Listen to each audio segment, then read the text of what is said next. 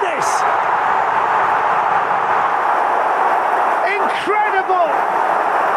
This is The Grove Podcast. Hello, my name is Tabs and welcome to episode 176 of The Grove Podcast. Now, thank you for listening. And so we are back in first place, top of the table after that 1-0 win against Newcastle United yesterday. But geez, we really are doing this the hard way. Arteta and the boys are really making us suffer, making Arsenal fans the most anxious people in football right now. And I'm sure it's not intentional, but it also feels like they've gone ahead and invested a ton of money in diazepam and sertraline, as it feels like we are all going to need a bucket load of pills just to get through the next 4 games. But it is what it is. If we're going to win the league, then we're going to take it. But let's see. Look, and joining me today is someone I'm pretty sure would never need any anxiety pills, as he's one of the most chilled people I know. And that is Kuziva. How are you doing? And that was easy, wasn't it? So I'm doing all right. And you guys didn't see, but I shook my head sideways saying, no, I think I might need anxiety pills now. Yesterday I was telling the guys in the Grove group that Stan should just bribe someone to get this over the line, because I don't know if I can do it. But that said, though, I was chatting to my dad just before this podcast, and it's exciting. Like, this is literally what we live for as fans. Like, I want to win the league. I don't want to go through this process, but this is fun. Like, it is. It's a weird fun, like a masochistic fun. No, masochistic fun. Yeah. And Arsenal, a bunch of sadists. Yeah, fun. I think it's fun if we do it. Okay, there we go. We can retrospect to be fun.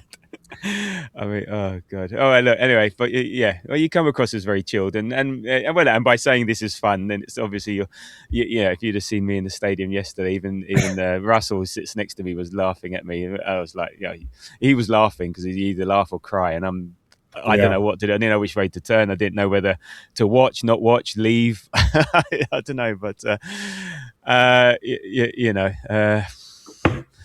anyways, before we get on with we are on with the podcast. Like I forgot to ask this question in the last pod with 5 games to go, but with 4 games to go, and I'll ask you: would you take 4 more 1-0 wins, or prior to the Newcastle game, would you have taken 5 1-0 wins to the finish of the season? After the City game, no, because I felt like we are just going to step up. That was a really incredible performance, even though we lost. But now that we are where we are, I still truly believe that City will drop points. So I think I would take it. It's risky, but I need to be realistic about my team after I saw them playing at home yesterday.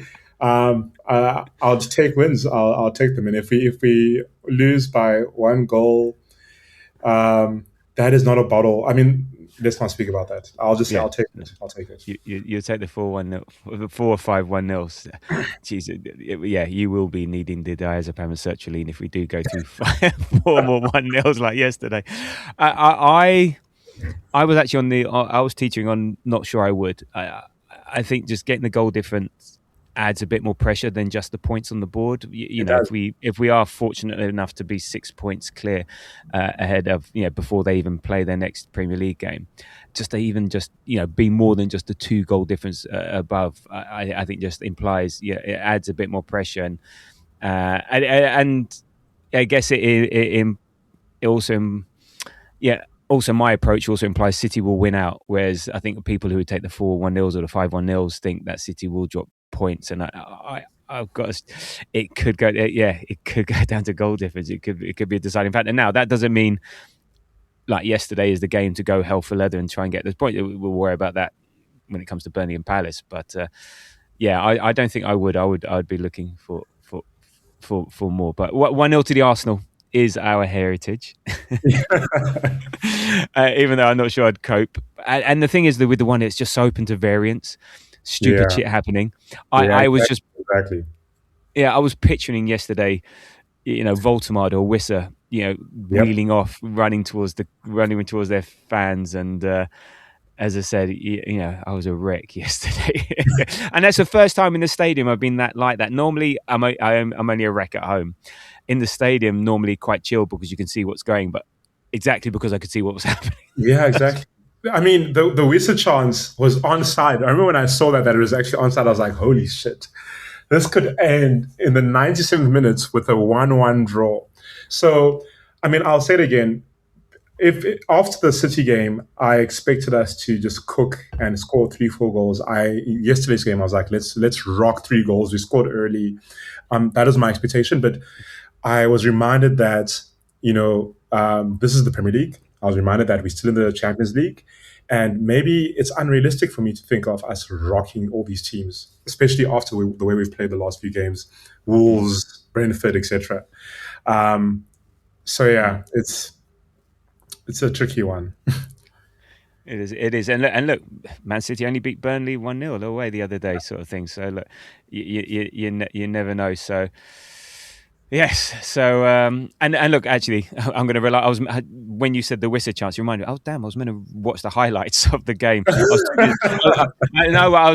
was meant to watch that before we recorded, but I watched the women's Champions League semi-final instead. They beat Lyon 2-1. So congratulations to the women coming back from 1-0 down.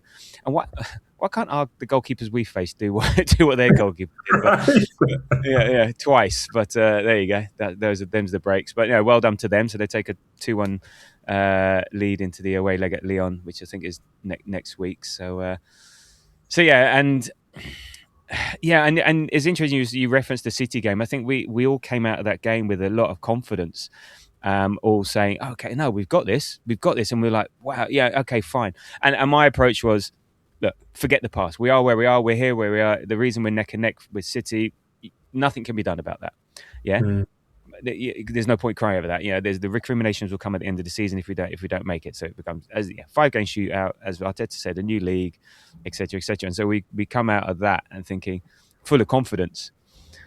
And then sort of yesterday occurs, and I guess it was, I don't know, arguably the toughest of the last games we have to play. I know they're not in a great set of form, but they always give us a challenge. They don't lose by a lot, even though they've been losing.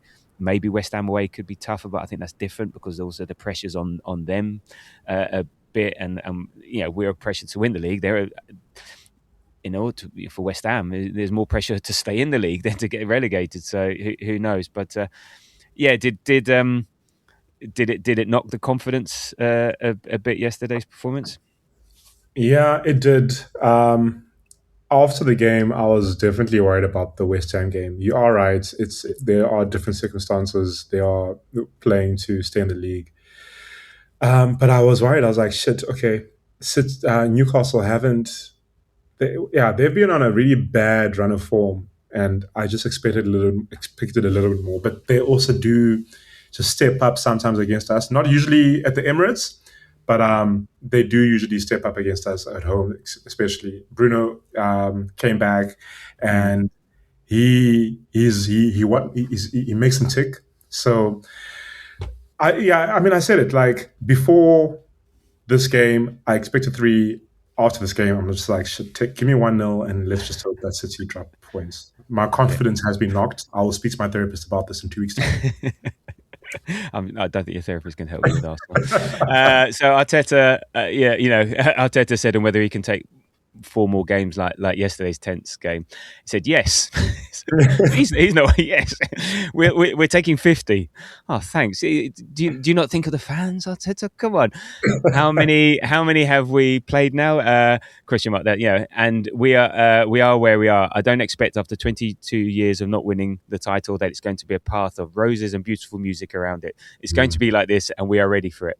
Thank you, Mikel. Thank you. I'm not sure we can, but there we go. So we're all suffering together, but at least you can do something about it. But okay, so on to the game itself. The lineup comes out, and the only change from the City game was White in right back from Mascara. Saka, very pleasing to hear that he's back on the bench. There was talk that Calafiori might make it back on the bench, but he was there, but not as one of the subs, and still no Timber. My one feeling about that bench, which was Kepa, Mosquera, Saka, Jesus, Martinelli, Gyökeres, Trossard, Lewis Skelly, and Down was light on midfielders. And then it's obviously Lewis. Well, as we saw later in the game, Lewis Skelly is obviously the midfielder of choice if we do need it. I just felt something not right with Norgard. Something Arteta here, when Arteta doesn't trust someone, doesn't like somebody, doesn't. But I felt like Norgard maybe should have been on the bench, but his plan was MLS in midfield and fine, and he did okay when he came on. That was my only thing. Any thoughts on that lineup? I'm not sure we could do much else really. No, I mean, not surprised with the lineup at all. I'm glad that Ben White got a break after the last 3 games that he had played, and the City game, and he came back today. Yeah. And I think he definitely needed that because he had a decent enough game, but no surprises with the lineup at all. No. And one thing in terms of the Newcastle one, Pope played rather than Ramsdale. I was talking with Andy and thinking, Ramsdale's maybe going to come back and have one of those ex-player returns, goalkeeper, saves everything type games. And but maybe Howe thought he couldn't deal with the emotional aspect of the game. Maybe it would be too distracting for him. Who knows? But it would have been interesting to see if he would have played, but he didn't. We had Pope instead, who, and we'll talk about this later, who maybe shouldn't have completed the full 90. So, so on to your highlight and low light of the game. Highlights was the corner kick routine. It was a plan, and I was listening to Gary Neville just complaining about it, and I was like, bro, shut up. These guys, they practice these things all the time. And then boom, on the third chance, we scored the goal. That is the highlights. Another highlight I'll just add is the fact that we concede in this in the last 2 minutes of the game. It was in my head. I was like, Jesus Christ, this is going to happen. We're going to concede. So I'm grateful that we won. Low lights, the injuries. Yeah, Kai dropping. Yeah, sad about that. And Timber still not being on the bench, it means that something's really up. Maybe he's just being rested. I hope it's just being rested. I think Saka was being rested before, but that's also low light. The fact that there's talk about Timber coming back and he's still not even making the bench. Yeah, and we saw Havertz go down in the 30th minute. I think it's a groin injury. Yep. He went straight down the tunnel. Eze soon after, half time, he went off, and then also Zubimendi. He was.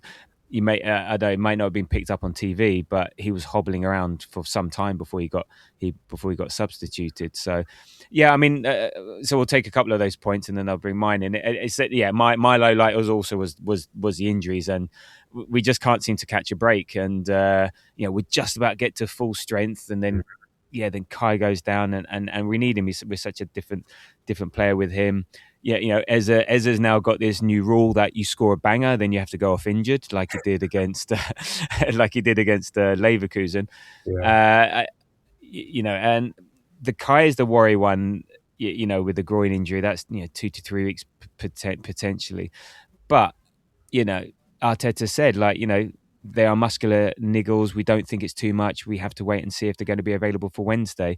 But again, if it's just there in the background, you risk them for Wednesday because we got Fulham. It's such a fine line, a tightrope you're sort of walking on.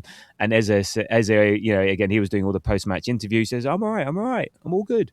Just a precaution. I don't want to do anything to make it worse. I'll be okay. But he also said something similar after Leverkusen, and we didn't see him for 3 weeks. So it's just, again, it's like, look, no one wants to hear it, and is it Arteta's fault for overplaying people? But like someone like Eze and Kai, we've managed them really well. We've tried not to. So a lot of, I'm sure there is something that we could improve in general because we were getting too many injuries at this time of the season. But it is sometimes just dumb luck, or the fact that is that someone like Kai, it's the thing is the biggest cause of an injury is previous injuries, and is either reoccurrence of an injury, or I can't remember the word, transfer or something, or when you compensatory stuff. So when your other parts of your body are compensating for weakness in other parts of the body, and therefore they're getting overly stressed and they get too weak. So maybe something because of his knee, or something because of what's happening with Kai. That means his groin is taking more of the stress. Yeah, and maybe there's something about the way we've trained, the way we play our football. There was the stat the other day that, there was a ridiculous stat the other day that this season in 33 games, we've outrun the opposition in 32 of them. Sort of thing. I know to counter that very oddly, not that I want to talk too much about Chelsea. Chelsea haven't outrun anyone this season. But yeah, so so these are concerns and one of the things, so that happens yesterday. Suddenly you lose Kai, you lose Eza, you lose your attacking rhythm. You're very technical players. You bring on Gyökeres. Okay, he's more direct. He's a different player, but then all of a sudden your tactical style changes, and no wonder then in the second half we can't keep control of the ball and Newcastle dominate. And the other thing is that I don't think people realise, because people were calling, Arteta make a sub, like in the 70th minute.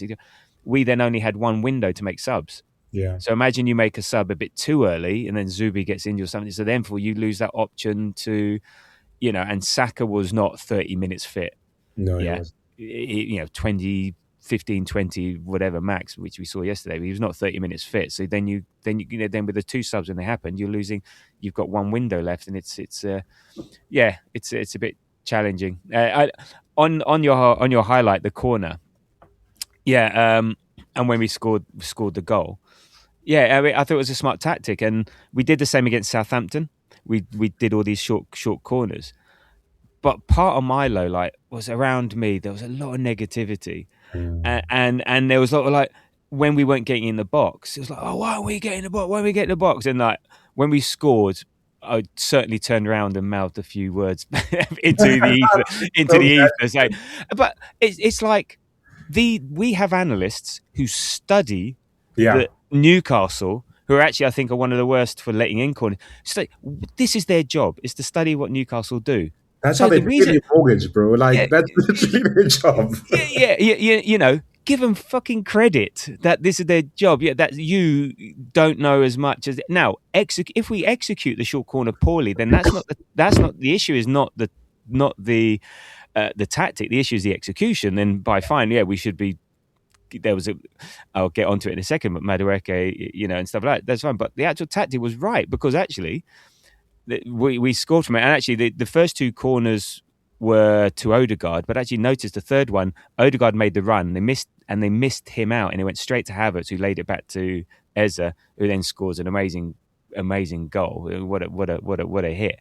Yeah. But it's sort of like, what is it about Newcastle's 10-foot plus defenders that makes you think throwing the ball into the box is a good idea? It's like, and it just went, and they were just. And my low light was just in general all game. They were just like, look, I get the anxiety and stuff like that, but back the team, come, just give us credit, please, that they know what they're doing. Again, our technical security and execution yesterday was terrible. But don't slag off the fact that you're taking a short corner, because actually tactically it was the right thing to do. Yeah. It's like, oh man, it's just. No, dude, I agree. I think people genuinely forget that. Some of the people, not some, everyone who works for Arsenal, that is their job. I go to forward, and that is my job. That is my 100%. This is their job, guys. They know what they're doing a lot of the time. Execution, again, isn't always the greatest, but the plan is always a good plan, because they've done the research, they've done the work. So I'm glad that you did mouth off a few things after we scored. Good. They're not just vibing it like from minute 5, are they? It's like, towards the end of the game possibly, but not from minute 5. I'd say my other and look, okay, and this led to really, I don't know if it came up on the TV. There was the bizarre moment or some moment, and part of it was the frustration in the crowd and the anxiety and stuff like that, and the way we were playing. And I think there was too many times prior to this moment, Odegaard's doing is trying to G up the crowd and stuff like that. And I can take it or leave it, but it's a bit. I can see why people riled it. Just get on. You play well, we'll support you. You don't need to wave your hands at us to support you. But there was this one moment in the second half after a short corner routine between Madueke and Odegaard that didn't go quite to plan, and it looked like that that Odegaard was then arguing with because then the crowd did the usual noise and we fucked up the corner and the crowd and he was like almost arguing with the lower tier of the sort of East stand. I don't know, and it was really bizarre because I could understand Odegaard's points. All right, yeah, we fucked up, but all right, come on. And it's a really funny. Did that come? How was that? Was that on TV? Did it get mentioned? What did it? Well, what did you think? Because I can understand both points of it, but I felt a bit sorry for Odegaard at the time because don't know. What were your thoughts on that? It was bizarre. It didn't get mentioned as far as I remember, but I did notice that very vividly. I can see it now in my head. And usually, when a player tries to rile up the crowd, you hear the team. I mean, the fans cheering up, and they just didn't in that moment. And I was like, "Holy shit! Okay, this is where we're at." In the last few games of the season, it was very bleak to see. It was very bleak to see, and I know, like we spoke about this when we were together in the stadium. A week ago, 2 weeks ago? The players need to do what they need to do, to get us excited for the game. But I think it seems like the players also, just from that literal experience, it seems like the players also need that from us too. Yeah. And I'm on the side of, if a player, even though you're frustrated and you're anxious, if a player says, "Please, let's pick it up," guys, pick it up. All right, let's pick it up. Yeah. Yeah, he's basically saying get off our backs. Basically, that's in that instance. It was like get off our backs, and I can understand both sides of it. And but look, was it Tyler Adams from Bournemouth? They did an interview with Men in Blazers, and he called it out from the Bournemouth game. Saying, look, it gives them an extra boost when they hear the crowd getting on Arsenal's back when we're playing around the back and everyone's going, "Oh my God, what's going on? Panic. And everyone's like, getting all stressy and they say, "Oh, right, we use that as fuel." So you imagine you're a Newcastle player and you hear that, that's gonna really fuel them up. Exactly. So it's a toughie because the emotion is real and your emotion is there and you can't hide that. And that's what football is. Football is there to get your emotions out, whatever your background is. It could be from scenarios going on in your life and all the rest of it. And if some footballer, is fucking up, then everything's going to come out at that moment. But it's a tough one. I've never been one. I'm more that the crowd response to the team sort of thing. Yeah. So if the team's playing well and stuff like that, then the crowd will cheer them. And there are moments when the crowd will back up, like when Saliba in his early days scoring the own goal against Leicester and said, "Oh, no, it's fine, let's get on with it." I think fans will be more forgiving if the team are offering something to be more forgiving. But yeah, yesterday was a tough one. It was a tough one. My main highlight was, I think, the effort from the team that they put in. As I said, we suffered technically out there. Something's not right, something's not clicking, but you cannot fault the effort. They were just giving everything. The likes of Nketiah, Odegaard, Gabriel, Saliba, Rice, Zubimendi, they were running their legs off. And if at least you get that, if you can't have the technical security, you can't have the skill, just at least put the effort in. And I don't think we can fault the team's effort, apart from Madueke potentially in certain times. But yeah, so that was a highlight for me that, Saliba said before the game, you need to prepare to die on the pitch. And it felt like that. And again, I was going to leave this for later, but there was this, when the final whistle went, it was like a scene from the film Platoon. Because everyone was just on their knees and was like, "Oh my God." I'm looking at it right now. That's so funny. Yeah, I'm literally looking at it right now. That was absolutely, and that showed how much it meant to them, how much effort they put in, and this is one of 5. My God, how it is. But that was a tough game right to the end, right to the. Yeah, you said like the last 2 minutes. Yeah, the referee, it was 97 minutes. So I was thinking 6, maybe it's 7, and then he allowed them to take the free kick at the end, so it went almost into 98. But yeah, they were dropping to their knees, and it was like it was a real battle out there. They're going to be absolutely knackered. Yeah, absolutely. Yeah. I think we forget and obviously we want to win, etc. I get it, but we forget how emotionally, psychologically, and physically taxing this process is for these players who are also still pushing for the Champions League. And that scene in that image is just a great metaphor of these guys. They want to win. They might not, but you can't, absolutely cannot doubt and question their hope and their passion to win. You can't do that. Yeah, the endeavour. Yeah, the endeavour Yeah. there. So, I mean, how do you feel about the result? So, look, we said both of us. I think we were confident. I was fairly confident that we'd win the game. Newcastle on a poor run of form. I think after the City result, and I didn't think it would be a big win because they've been losing by only one. Even when they've been losing, it's only been one goal. So it's not like they're shipping in a load of goals. I think last time they shipped in more than a 1-goal loss was back in January, February against Everton away. But so I felt confident. And we talked about the confidence. But how do you feel about the result? Because we've talked about the effort was there, technically poor in the main, bar one or two players, and we can also understand that because our technical players either weren't playing or came off injured. But how do you actually feel about 5 games to go, first one, we won it? Does the performance really matter? Does it really matter anymore? You're just going, we won, move on. I think the performance matters, especially after the City game that we had that gave us some of us a lot of confidence. Mm-hmm. But 24 hours later, I look at the fact that we're playing Atletico on Wednesday. I look at that picture and how just physically tired these guys are. I'm just grateful that we got the win, and I think they know that they have to score a lot of goals. Like, this is not a surprise. I asked a question in the group at halftime. Do these guys know? Because they know they need to score a lot of goals, but if things don't go their way, at least better win, and that's what they did. So yeah, I will take it. And you mentioned earlier there are maybe opportunities with other teams where we could score those 2, 3, 4 goals. So we got the 3 points. Let's on to the next one. How about you? Yeah, no, for me, it's the win that mattered. That's all that matters. At this moment, just win. That's all that matters, and we'll worry about the rest later on.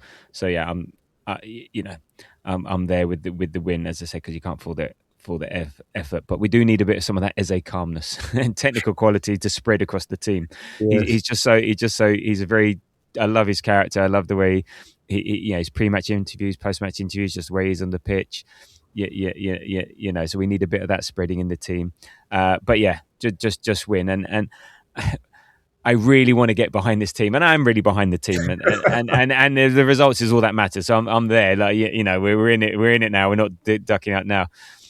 But the performances are making it hard. It's and it's sort of like you're toying between. Oh yeah, we've got this too. Oh god, we ain't got this, and you're back and forth, yo-yoing. But I'm still very positive. But bloody hell, I'm happy with the win, but.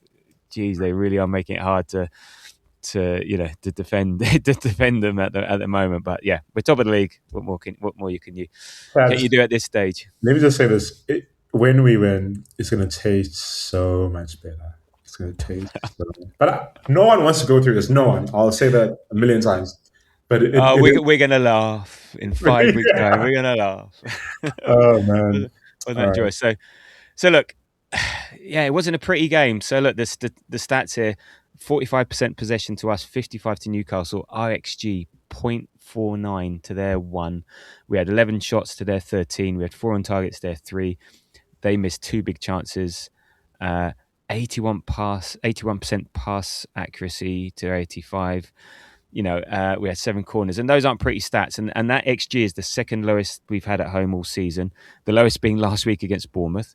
And it really looks like we're, everyone complained about the horseshoe of death, but boy, would I take a whole load of horseshoe of death at the moment, because we are struggling to control games. Either we're not creating chances or being efficient with chances, or we're not strangling teams like we used to. Remember early on in the season that they just couldn't get hold of the ball. We would just have it dominate, the field tilt, the possession stats, and we would win by sheer weight of pressure. So maybe even though we're not scoring lots, just the fact that we would suffocate teams, and we're not doing that now. Newcastle were the one had the majority of the possession, and they were the ones not almost suffocating us, and even though it was a bit like us, it wasn't very threatening possession. but yeah, it's yeah. What do you put that down to? I mean, I don't know. Have you noticed that? Can would you take a bit of horseshoe of death for a few more games?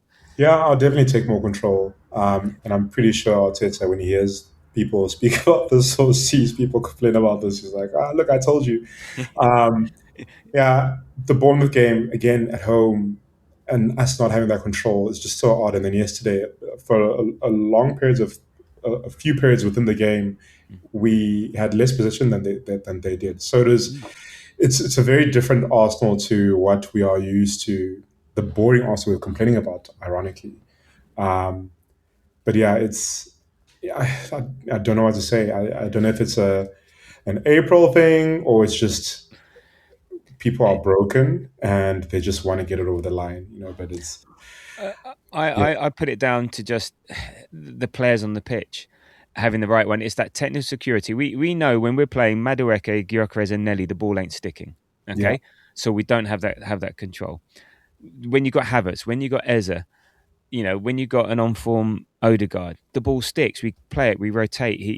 Odegaard lends it to someone, gets it back. You get Saka in there, you get Timber in there. We Calafiori in there. We own the ball. We're not giving that to anyone. And it's just so I put it down to the availability of certain players on the pitch because on the pitch versus again likes of when Eze had to go off, it becomes a very different game. It becomes a different style, and then there's a bit like and then at the moment we really seem to be suffering technically in terms of our technical security. Odegaard again, I thought was very good in terms of his endeavour, but what some of his decision making and what he was doing was that Madueke,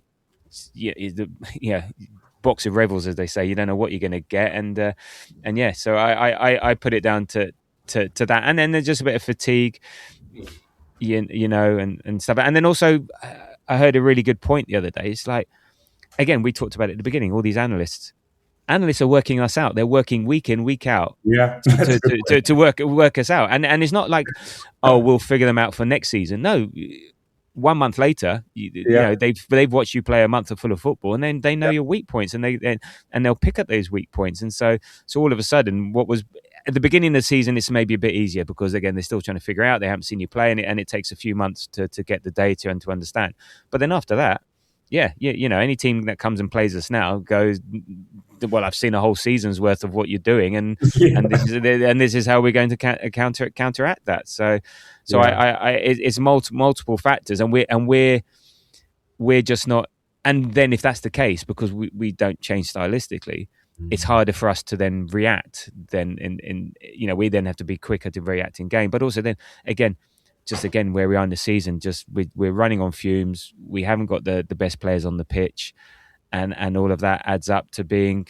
If you haven't got your best players on the pitch, then you're not the best version of yourself. We what a difference Saka made when he came on to sort of thing. So that's what I put it down to in general. So look, yeah. I mean, Newcastle. I mean, were you expecting much from Newcastle yesterday, even though they were on a poor run of form? I really wasn't. When I saw Bruno come on, I was like, maybe they'll do something because he does, keep them moving. But I really did not expect a lot from them because at home we take care of Newcastle. We do. So how they set up and just how they performed was a bit of a surprise, and that's why I was so worried until the last second of the game. Yeah, I mean we've won 13 and lost none of the 14 Premier League games against Newcastle at the Emirates. So it's not a happy hunting ground for them. But yeah, I mean, look, Eddie Howe even said, I've got his quote here. Like, I think it was our best defensive performance for a long, long time. We look solid today. We look good. The team structure was good. A lot better than in that respect. Off the ball, it was our best performance in a while. But we need to put it all together, and losing isn't good enough. So yeah, it seems to be with Dr. Arsenal again, where teams. I mean, okay, they lost, but teams, but also I think Howe has over the years had one over Arteta. We seem to struggle. Yeah. It's a bit different going up to St James's Park, but it may be more St James's Park. But he's always had they've never been. I don't know. It doesn't feel like they've been easy games, and he's sort of more at St James's Park than at the Emirates because I've just said that record. But yeah, no, I was the same. I was expecting us to be able to yeah to roll them over, and yeah, but we didn't. So yeah, in terms of again the way the game panned out, I thought yeah. I mean, we got the early goal, so well actually we almost gave away a goal early on because they broke through very very early on, and but yeah, I know, and I thought a great block by was it Saliba, but Asula had a chance, Grimmer's shot, and I think oh great really, but we then get our corners, and then look we talked about it, and what a banger from Eza. That was just such a beautiful strike, and he seems to be Mr. Clutch at the moment, because what is it? He's got, I've got a stat here. He's scored 10 goals for Arsenal. 4 have been winners. So Yeah.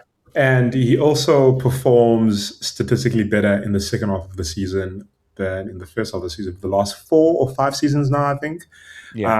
So he is what you need at this time, which is very sad. Very sad that he got injured, and I hope that he is right and he's actually fine. Yeah. And and that was, so that is counted as a goal from a corner, as I suggest. So this season now we've got the most goals from corners, I think, in Premier League history, 17, and the most goals from corners to go 1-0 up. We do rely on goals to get to break defenses to go 1-0 up, and so we're leaning into our strengths. And you think, okay, 1-0 up, 9 minutes, right? Let's get a grip. Let's take it from there. Let's go ahead, and I said not score a hat load, but let's just take control of the game. And I think there was a moment sort of around the I don't know when it was roughly, but there was a chance. Madueke running across the box, and you just think just shoot, just have a shot, and he doesn't. And I think maybe that's your chance to maybe get the second goal. But then after that, they start to come back. There was that long range effort by Tonali. That I was side on, so apparently it was like moving around a lot, and it was like a half decent save by Rare in the end. Yeah, that looks scary. When I think I missed it because I was on my phone. The second half was really boring. At the end, it was really boring. I was just like, I don't know what's going on here. It was the first half, yeah. First half. Yeah. And then I saw the replay, and I was like, oh shit, okay. That could have been very messy. But Raya, going for the Golden Glove again, can't doubt him in those situations. Sometimes you'll doubt him in the passing to Zubimendi situations where he has people attacking him. But in those situations, he usually comes clutch. Yeah, no, he was good. And Willock shoots over. And look, we start to overplay it. Madueke takes a nonsense shot. So we got poor shot selection, either not shooting when we should shoot, Madueke, and not shooting when we shoot, etc., etc. I also think sometimes, I don't know if you notice, like Odegaard again, maybe he doesn't trust himself, but again, he's running into the edge of the box. And you think, right, there you go, have a shot, and then pull the trigger, and he doesn't. He plays it off. Whereas Tonali and Ramirez were trying to shoot at every available opportunity. Yeah, maybe there's a lesson there. And look, they got control of the game. Havertz goes off injured, brings on Victor Gyökeres, and who just changes how we play stylistically. It's a very different game. So come to half time, I think we dominated early on, faded control. Newcastle got back into it, load more possession, and it's a very even, open game, and all that confidence is going away. And even in that first half, we're talking about the XG 0.08 in that first half, which is absolutely nuts. So look, Gyökeres, what did you? So he comes on. What did you make of his performance yesterday? What did you make of him? So the only thing that's stuck in my mind right now is the pass that he messed up. Right? I can't think of anything else that he did. When Kai got injured, I was hoping that, okay, cool, at least we've got a Gyökeres who can come off the bench and help out. But yeah, our shape changed. We became more direct, more simple. And instead of trying to play through Newcastle, we were just going long, and he wasn't winning any of the second balls or the first balls. But his presence did give us like a different dimension, which is always good. I think it gives them something else to think about. But in terms of just the way we want to play, it wasn't it wasn't the greatest of situations having Kai, go down injured. No, I mean that pass. It doesn't even have to be any good. No, this is what I'm saying. We got two players running in. Pope is stuck on the 6-yard or penalty spot. He just even needs to be 5 yards away from the defender. It doesn't have to be so close to the defender. He could make it a really bad pass and he'll still get to two players running on. And it's like, that would just calm everything down. Well, look, there's no guarantees we'll score, but bloody hell. I think I can't remember, it was Saka and Odegaard running through or Nelly. I don't know who was running through, but yeah, that is just, oh man alive. For a moment you go, and look, the thing is we're in such a bind with Gyökeres because he's just not at the level. I've always wanted to be supportive. I want to support players, but he's just not at the level. However, we would not be in the position we're in without him. His goals and they say the best ability, or one of the best abilities is availability, and he's fit and he's played, and so we need him, and we need him now. We might need him on Wednesday, and I feel more secure with him in Europe than in the Premier League. It feels a bit different, but yeah, we're stuck between a rock and a hard place with him because it's a tough one. It really is.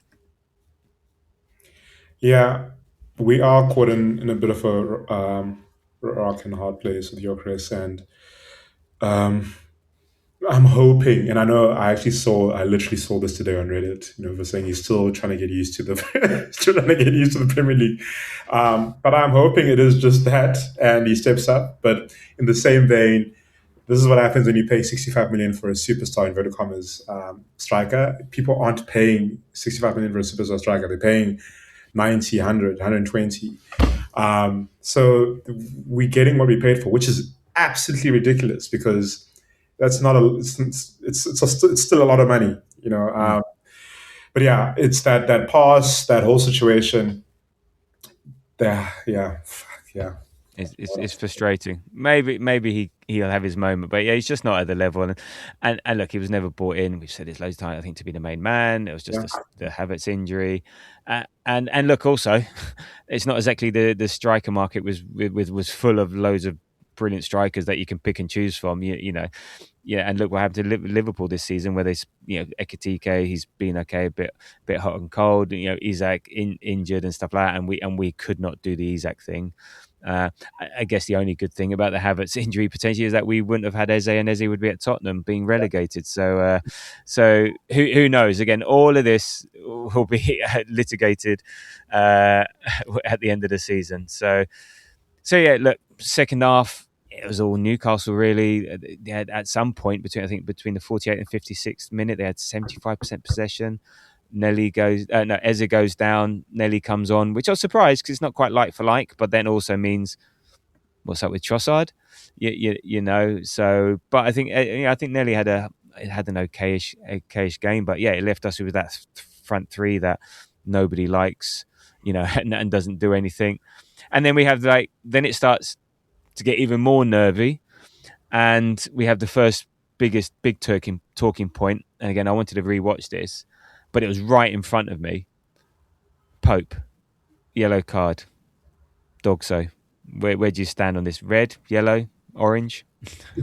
Yeah, I think it's a red simply because the goalie is not in the goals, guys. Like, this is not a situation where a defender's the last man and he pulls he tackles and he pulls someone down. This is the goalie. This is the goalkeeper. He's not in goals. A shot on target is going to the goals. That is a goal scoring opportunity. 100% red for me. I'm sure we'll see one of these old retired referees saying, "Oh, that should have been a red card." It's done. We are where we are now. This is what I wanted to look back. How close was Burn? So the ball broke free. How close would Burn? I think it was Burn was the last defender. Was it Burn was the last defender? I don't know who it was. Who would have got to the ball first?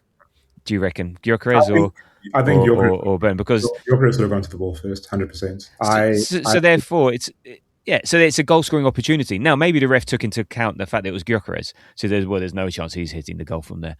But but but yeah, I mean, yeah, for me that's a red. Yeah, because there's that one thing. Yeah, exactly. Because if that's a defender, and then there's just the goalkeeper, he's the last man, and you take him. Well, why then? Yeah, it doesn't make any sense. Then why the other guy? If there's only one guy left and he might not even get to the ball and Gyökeres does get to the ball, that's a goal scoring opportunity. So yeah, I mean, you've talked me into it. That's a red all day and I'm really pissed off. I think the arguments could be it didn't look malicious. It didn't look it's not. It doesn't have to be malicious. It's denying of a goal scoring opportunity. That's what it is. Like Gyökeres would have gotten that ball. That would have been at least a shot. Yeah. But it's fine. We won 1-0. I'll take it. Yeah, I know, but yeah. Anyway, yeah, exactly. And then Newcastle had their chance with Wissa, volley from 8 yards out. I mean, how good a chance? I mean, I didn't think it was that good a chance, but then again, I haven't looked back at it. And he, Wissa's not actually been that great for Newcastle. Was it a decent chance? It really was like. So basically, should I not go and watch it back and scare because when I saw it, I was like, Lord, please let this be offside. Even after he missed, I was like, please let this be offside. Wow, and it wasn't. Like he had, I think, 2 players who kept him on, and it was a challenge. But from a striker to skate like that. No, you need to be at least hitting the post, like worst case scenario. Thank God that he messed this up. And wow, okay, wow, I did not realize it was that good a chance. Okay, geez, all right, wow, okay, thank you, Wissa. Yeah, and then then we have the moment in 94th minute from Victor, and actually, before then, I think Saka comes on and. Yeah, how important is Saka to this team now for the rest of the season? I mean, you could just see what a difference he made compared to Madueke. And I don't want to knock Madueke because I think there's something good about him. But again, he's one of our secondary players that is playing in the primary position more often than he should be. But yeah, how important is Saka being fit for the next, fingers crossed, 7 games? So when I was chatting to my dad about this now, actually, he gives you an end product, and that is what Madueke doesn't always give you. Madueke will give you good corners there and there, but Saka will always give you an end product. Even if it's him being selfish, not passing to Gyökeres, there's an end product that comes out of that, which is why even when he was playing terribly, Saka, when he was playing terribly the last few years before he got injured, in red commas, something would still come out of Saka, like even that weird deflection goal, something would still come out. So he's critically important for this run-in. And I know that, when we have him on the wing and we have to cross into Gabriel because we are 1-0 up against fucking West Ham and we need to score 3 goals in the last 2 minutes, I have a feeling that Saka will find his man. So, yeah, I'm so happy he's back. Genuinely, I am so happy he's back because he has an end product. Yeah, I mean, he came on. He had a shot. He had a shot. He's coming. He looked dangerous from the off. He looked sharp. He looked good. Looked dangerous. We need him fit. I still don't know how fit he is. Yeah. I got a feel. I don't think he starts against Atletico, but we'll get to that. So I don't know. We just need him fit because he just makes such a difference. And look, you have Odegaard coming back to form. You have him there. Maybe Timber comes back, and all of a sudden we've got a functioning right hand side again. And he's a massive part of that, even if it's just him and Odegaard, because you could just see even the two of them working together. Yeah, he's so important. If we're going to win this, win the lot, then he's a massive part of that. And look, we survived. Could have been worse. Could have been better. 1-0. I said the win is all that matters. I think that's all we really cared about. Given the circumstances, and look, we'll take it. But I I'm not sure we can get away with losing this much control in games here and in, because other teams will punish us and we'll get varianced. So we need to either get more control or score more goals or something. But there we go. And yeah, Arteta said on the win and resetting, we know what is at stake. The margins are really small. We started the game really well, scored a beautiful goal. And I love the personality of the players. We are so disciplined without the ball. We only concede one chance. We can miss chances, but it's how the team reacts immediately and the effort that we put. We have something else. We have to have something else to win games. We had a huge reset, and I sensed the change in energy in the dressing room. So I said, we see that in the endeavour. Just now, be better. It's a very simple. Just be better. be better. And this is why I don't want to lean too much in criticising the team, because we won 1-0, and that's the most important thing. But we also can't help express how we're feeling, and I think this is how a lot of the teams are feeling. We're caught between the two emotions, and it's a tough one. So, yeah, 4 games to go. How are you feeling? I said in the beginning, it's really stressful. It's fun. I hope that Stan bribes someone. That is how I'm feeling. Great. Can we do it?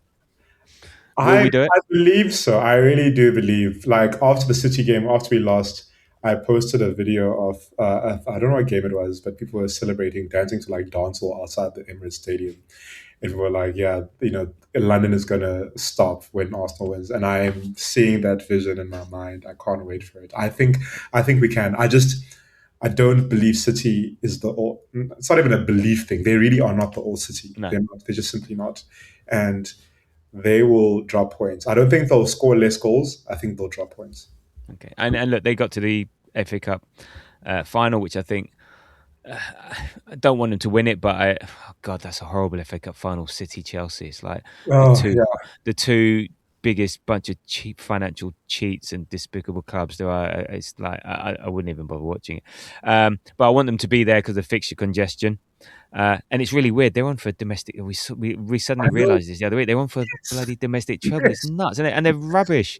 Well, not rubbish, but you know what I mean. They're like, Anyway, all right. Anyway, I don't want to think about that. Talk about it. A City Chelsea final is just the only good thing come out of that.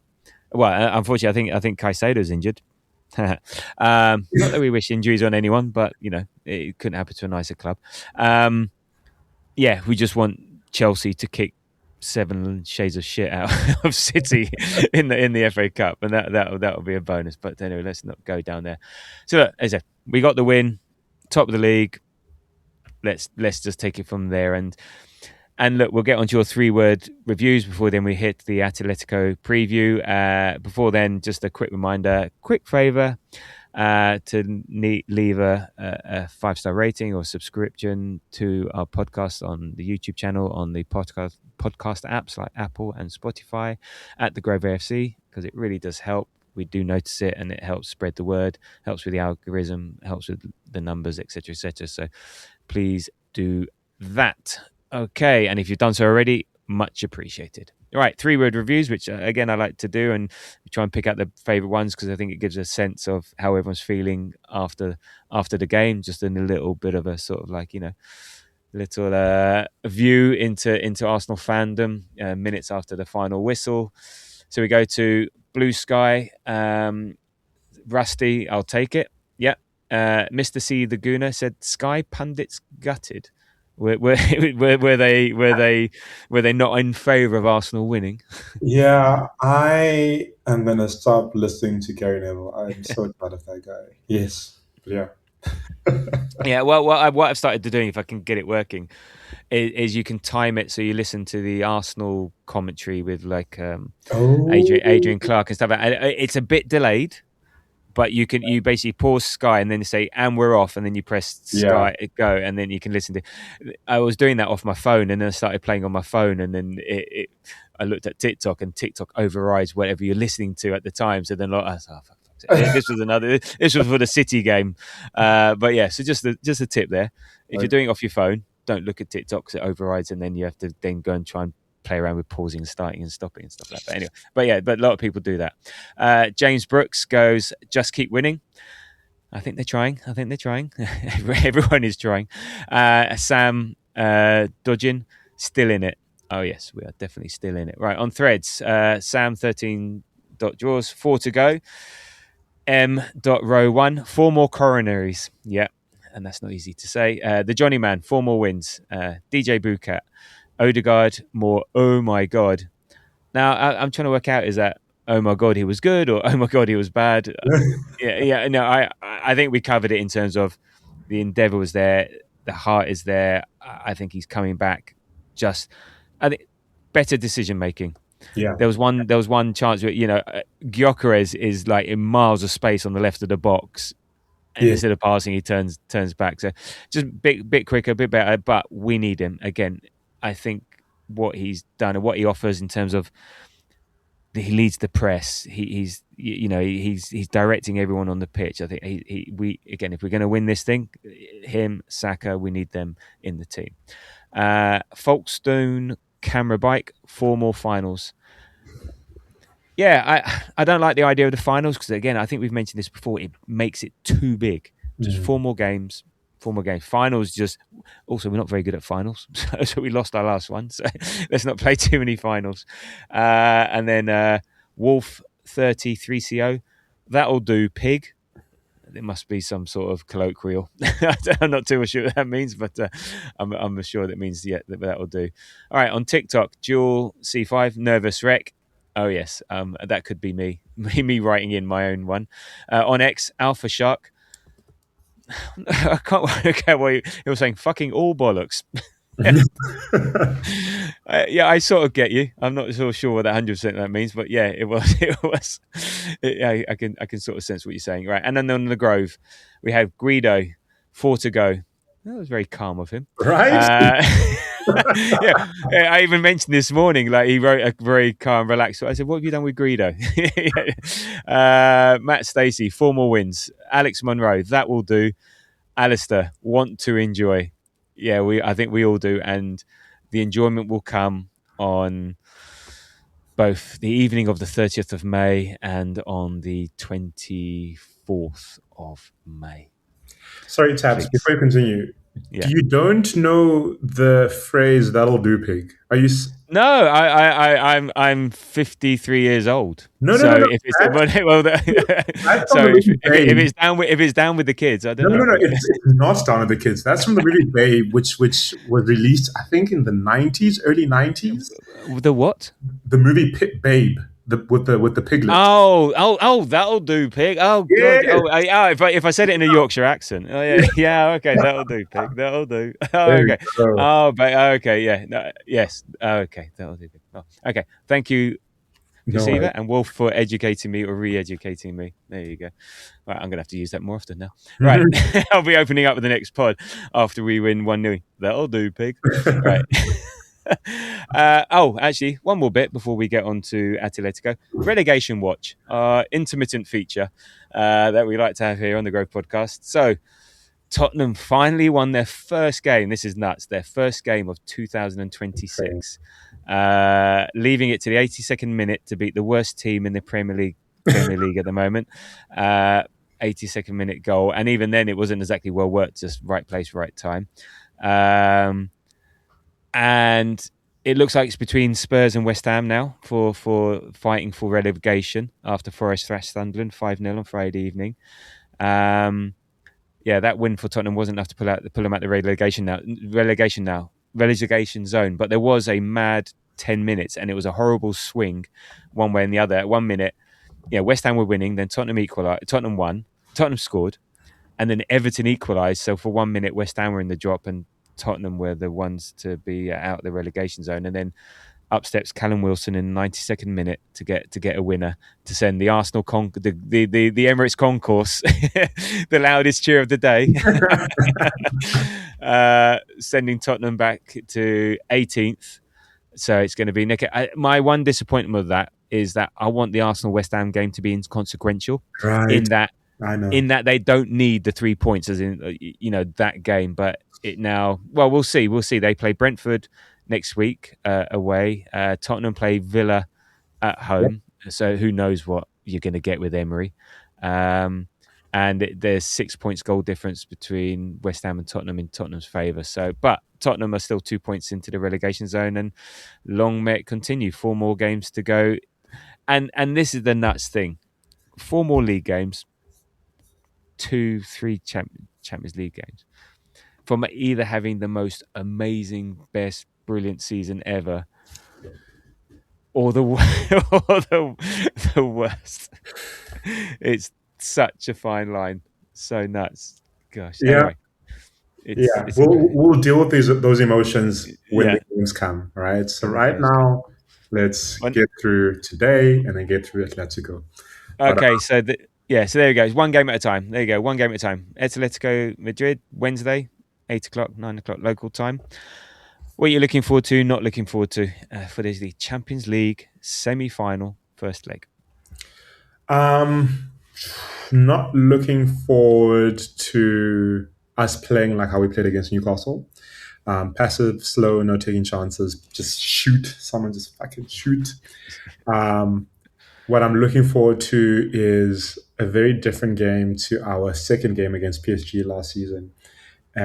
We beat Atletico very convincingly earlier this season. Let's do it again. I want it to happen again. So yeah, let's see how it goes. How about you? Yeah. Not looking forward to a result that leaves us with a lot to do in the second leg. Mm-hmm.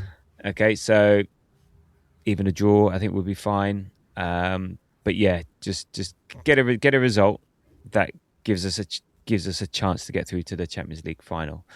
That's what I'd like, And in terms of what I'm looking forward to, I'm going to be there. I'm going out to Madrid. Fellow Grovers, Moz, and my usual travelling companion, Alan, will be there. I can imagine it's going to be an amazing atmosphere. Seems to be an amazing stadium. And it's a chance to get through to the Champions League final. We're 2 games away from the Champions League final against PSG or Bayern Munich. Maybe on second thoughts. My head just dropped. I heard the other day Bayern Munich have broken their own record for goals scored in the Bundesliga this season. It's like it's such a farmers league, both of them. It's like whatever. So look, a chance to get through Champions League. That's amazing. We're there, and I'm gonna blow my own trumpet here. I wrote an article for the online Guna, so the Guna fanzine. They got the online website, so about the reaction to the Sporting draw, but the qualification for the semi-final, where people were seemingly unhappy about getting through to the semi-finals of the Champions League because we're not going to win it. Not going to win it playing like that, or why are we celebrating getting to a semi-final? So what? Big clubs don't do that. They do that. I know. So I wrote an article saying we need to be celebrating happy the fact that we're in the Champions League semi-final. Again, back to back. Only never been done before in the club's history, or only the second time happening in our club's history. Champions League, and look, unless you're in the semi-final, you can't get to the final, you can't win it. So we should be really happy celebrating the fact that we're at a Champions League semi-final on the biggest stage, top 4 teams in Europe. Of all the teams left there, you would take Atletico Madrid as the team to play. Away first leg, home second leg.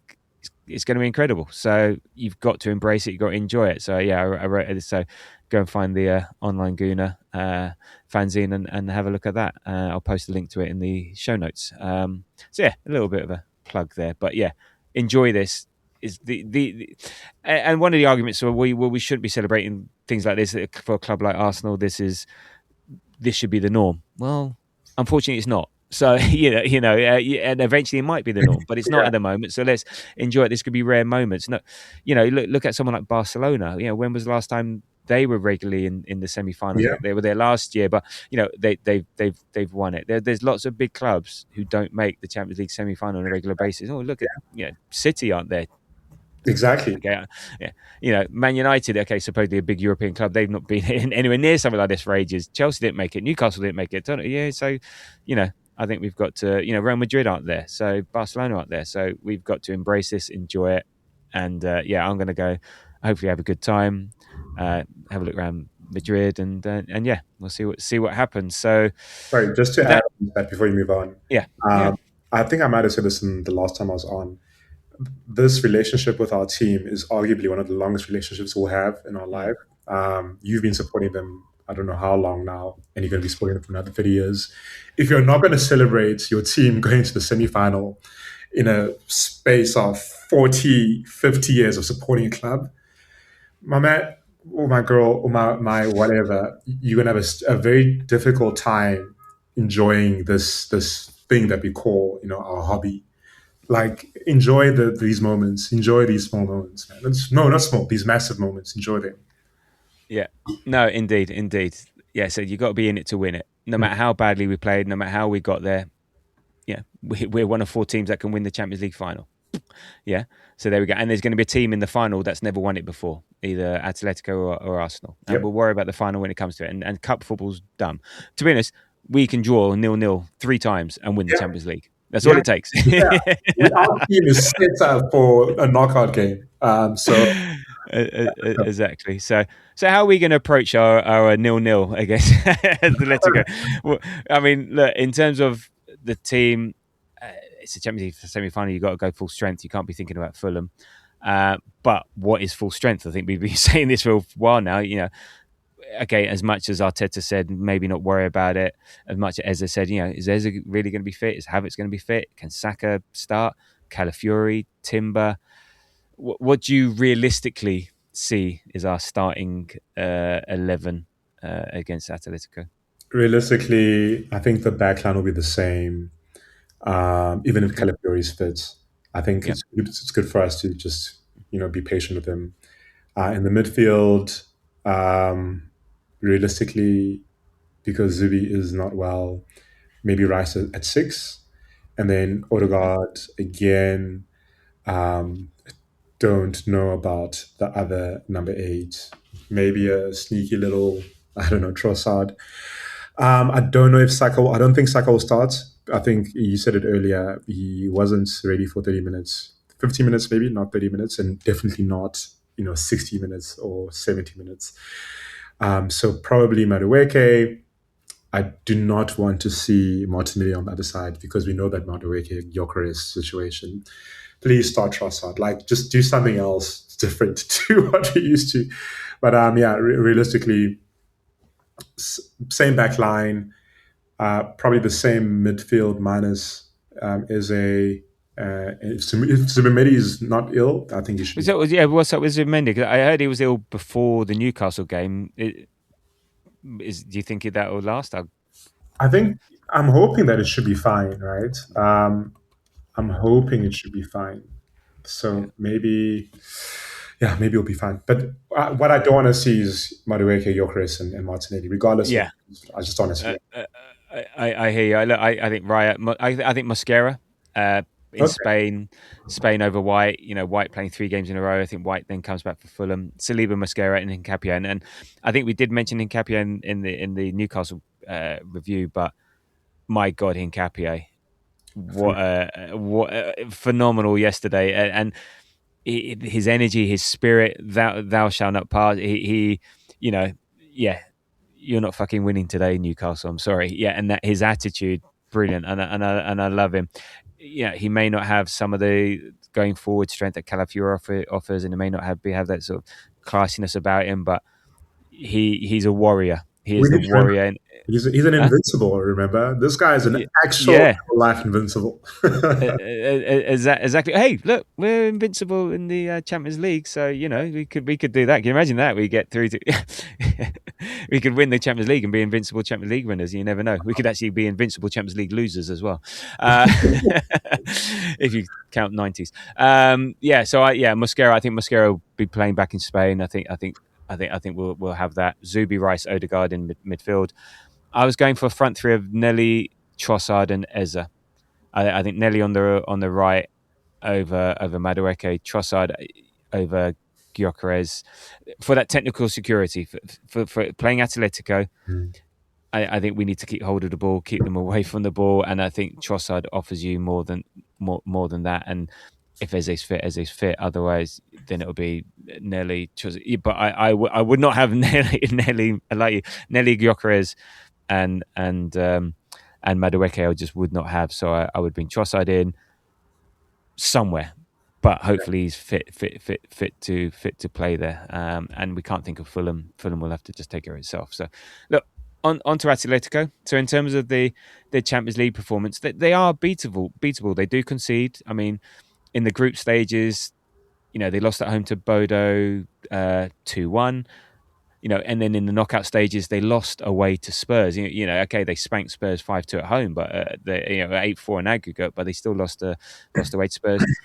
And then also in the last round, they lost away to Barcelona, and Barcelona were down to 10 men as well. And so, in the league phase, they scored 17, but they gave away 15. So, I think that, and also what else? They lost 3-2 away to Liverpool.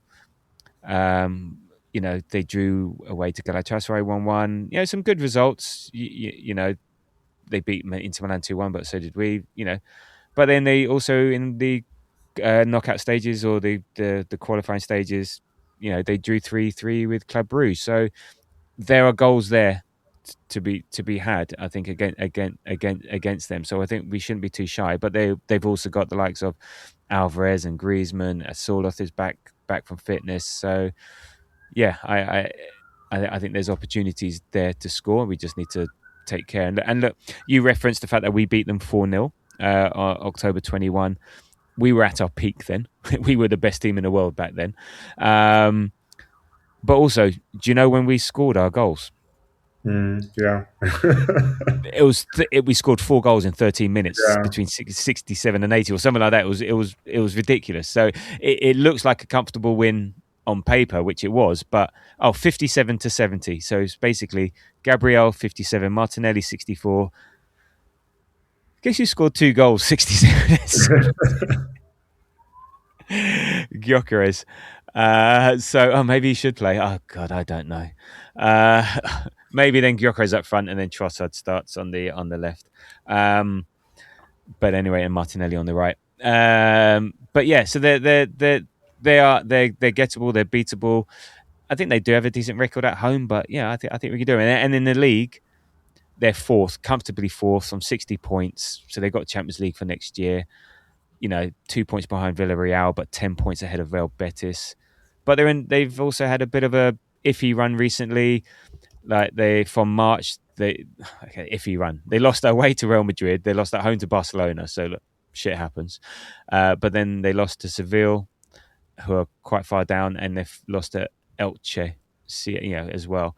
But then at the weekend, they beat Athletic Club de Bilbao. So they also then lost in the Copa del Rey against Real Sociedad. So again, 3-2, 3-2, 2-1, 1-2. They're not the stoic defenders of old. This is not the Simeone team of old that will shut up shop, that will kick you from here to kingdom come. So yeah, I mean, do you fear them, or do you think no, they're there for the taking? You made a very good point. When we beat them 4-0, we were the best club in the world. We were phenomenal. We were joking on this very pod about, I'm so tired of not conceding shots. Things have changed drastically since then. They are there for the taking, but they are also a very well-drilled team, especially in the Champions League. I know that, and I kept on reminding people in the group, I know that in the last, 7-8 games, they've won 2 games in all competitions, which is not great. But my worry is how they explode in the transition to like a 4-2-4. And it just always seems so threatening, especially with Ademola Lookman up front, Griezmann doing what he's doing, and then Sorloth just scored a brace on the weekend after coming back from injury. So when they set up like that, it does worry me a little bit. And I mean, yeah, Griezmann is still a very key player, even though he's a bit old. He's 35 now, I think. He's still a very key player in that team. I'm hopeful that Pablo Barrios will be injured. He's injured for both games. Apparently, he's out for both games. Oh, okay, great. And Lookman as well might miss the first leg. Yeah. So I saw him get taken off yesterday. I didn't know the update of him being injured for both games. He is the engine, 100%. So that could be definitely a big plus for us in our favor. So let's see how it goes. But just don't play like how you played against Newcastle. That's all I ask. That's all I ask. Julian, by the way, that can go both ways. We could be worse. that's a good point. I think what you're trying to say is play better than you did. Obviously, Alvarez is always the problem. Maybe this is his audition to get. No, I don't want him to audition. Don't fucking we know how good you are, but really, just put in a stinker. We don't want you auditioning. Yeah. You know, we know what you can do because he was their best player when they came to the Emirates. I saw a lot of him on my side. He was different class to the rest of their team and most of our team as well. He was fantastic, and I would love to have him at our club. Such an intelligent, skillful player. But yeah, no auditioning, please. How about? Yeah, I mean, look, I think they're there for the taking. It's not going to be easy. One of these ones that can go either way. My main thing is be in the tie for the second leg. Now, if we can go there, get a win, 1 foot in the Champions League final, yes, brilliant. But primarily be in the tie for the second leg. Yeah, the last time we had a Champions League semi-final at home, second leg, was the Man United one. Yeah, when they blew us away in the first 10 minutes, we ended up losing, I think, 3-1. Ronaldo and Potato Head. What's his name? England centre forward. Rooney. So when I think they took us apart, scored a couple of early goals, and we were all there with our flags. I still got my flag here. Big, and then so be in the tie, and do your job. Play better than Newcastle. Than you did against Newcastle. A different game. Europe, I think maybe it suits us a bit better at the moment, and enjoy it. I think we seem to be more relaxed in Europe. It's an opportunity, Champions League final. It'd be nuts. We've never been there before. So let's see if we can grasp it. So what's your prediction? What's your prediction for the game? 1-1. Yeah, no, that sounds about right. 1-1, 2-1, either way. I can see that. Yeah, I'm gonna go. Yeah, I'm gonna go 1-1. I think I'll go with the same as well. 1-1. It just sounds about right. And the last time we actually played in a semi-final was in the Europa League back in 2018. Was it? We drew 1-1 at the Emirates, and that was that. We spanked them. They went down to 10 men, and then Griezmann got an equaliser late on, and then in the away leg, was it Koscielny did his Achilles from the beginning, and then that big Costa, isn't it? The big ex-Chelsea dude went and scored just a goal. And that was the Simeone of old. That was just like dull, solid, don't give anything away sort of thing. So that's that. So that so we owe them for that. So we spanked them 4-0. But we're a different team. If only we were that team now, God, we would not be stressing. We would not be stressing. But we aren't that team. We're a new team. So let's see. Let's do it. Let's go there. Let's enjoy it. Let's enjoy the fact we're in the semi-final. Let's embrace it. So I'm going to be there. So I'm going to really try and enjoy it. And there we go. So look, there we go. So top of the league, done. Champions League semi-final next. Thank you, Kuziva, for joining me today. Thank you, and I'm feeling a bit better now. I'm feeling better. Thanks. It's always good chatting and going through and processing. And it is. So thank you. And look, you can follow us on Threads, Blue Sky, Insta, TikTok, all the socials at The Grove AFC, podcast apps as well. Like and subscribe. Next pod will be post Atlético from Madrid. If I can find someone to do it with me, otherwise it might be another solo one. I shouldn't really advertise that, unless you want to listen to me dribble on for half an hour. But anyway, so yeah, we'll try and get one out post Atletico, and then we'll do another one towards the end of the week, previewing Fulham. So There we go. Thank you for listening. It's all on. Everything is on. We just need to be a little bit better. It'll just make it a little bit easier, a little less stressful. Thank you, Kuziva. And until next time, come on, you Gunners.